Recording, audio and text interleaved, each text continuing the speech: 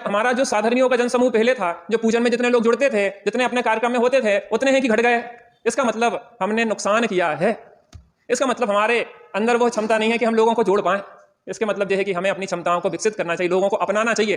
पैसा पहले से लोगों के यहाँ बढ़ा कि घटा बढ़ा है, संपत्ति बड़ी है, मकान बड़े हो गए, गाड़ी बड़ी हो गई, महंगी हो गई, सोने चांदी सब हो गए, लेकिन साधर्मी बढ़े कि घटे? क्या मिला फिर आपको? फायदा हुआ कि नुकसान हुआ? आपके प्रेम, वात्सल्य, आत्मीयता, सहयोग से लोग जुड़ते हैं और हमारे दुर्व्यवहार से, हमारे अहंकार से लोग टूटते हैं।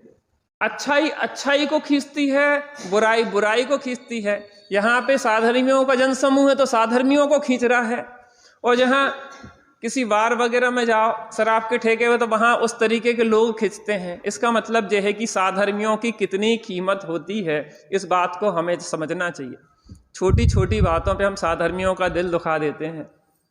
कूड़ा करकट पदों के पीछे एक दूसरे से हम इतना बुरा बोल जाते हैं, छोटे बड़े का कोई लिहाज नहीं करते हैं। हमें तो समझ में ही नहीं आता कि क्या रखा है इन चीजों में। इतनी कीमत है इन साधर्मियों की, पता? जे साधर्मी हमें दुर्गति में नहीं जाने देंगे, जे नरक निगोद से बचा लाएंगे हमारा हाथ खींच के। अंत में हमारे परिणाम बिगड़ रहे होंगे तो कौन संबोधन करेगा? वो पैसा रुपया, जो मकान सब चीजें इकट्ठी करी, वो संबोधन करेंगे कि परिणामों को हमारे साधर्मी संभालेंगे? कौन संभालेगा?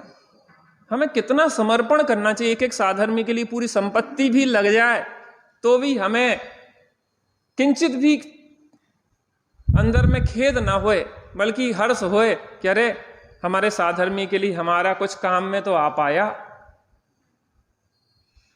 आप सोचो,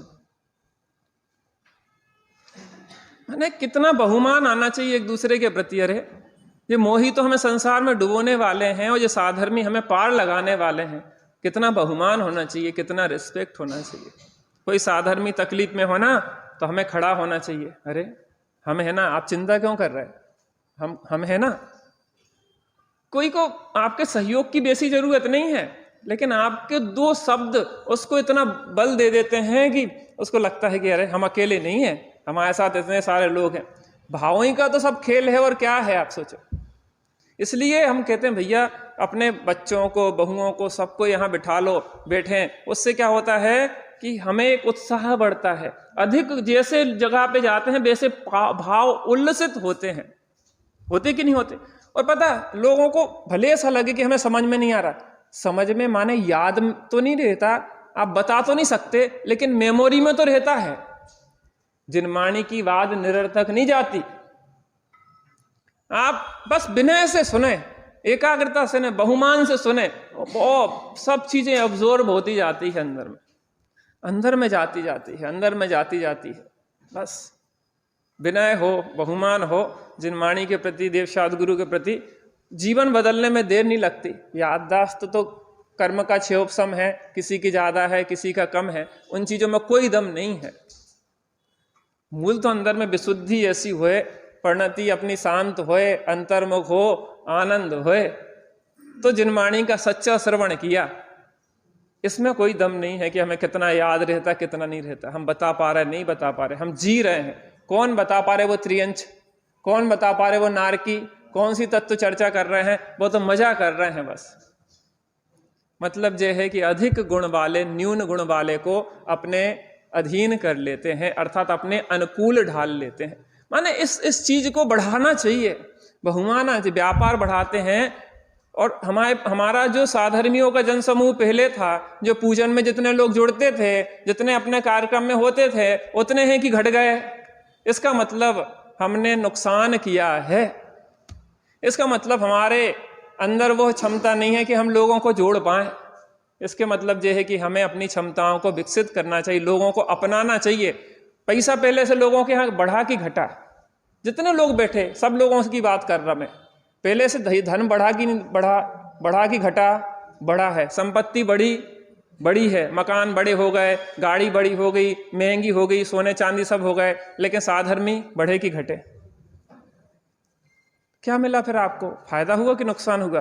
वो तो जड़ है, वो तो पुद्गल है, उसका तो उससे क्या लाभ तुम्हारा? क्या बड़प्पन?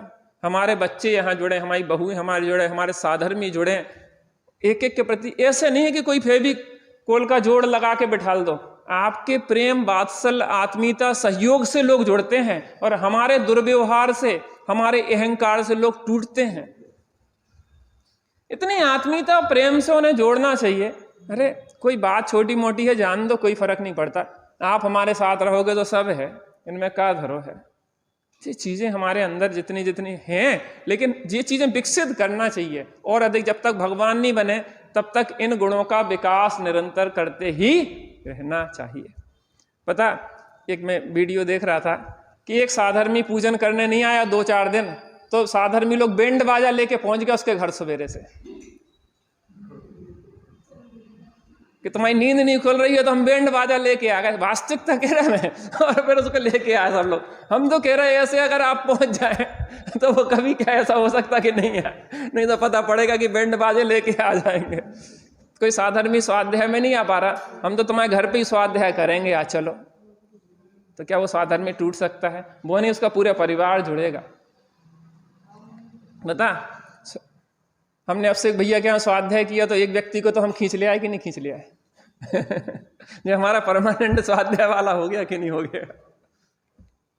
भैया बहुत बड़ी बात होती है। बात तो यहाँ हो रही है कि अधिक गुण वाले हीन गुण वालों को अपने अधीन कर लेते हैं। हमारे गुण इतने विकसित हों, जम्बू कुमार जैसे, कि एक जम्बू कुमार ने उन 500 डाकुओं का हृदय बदल दिया।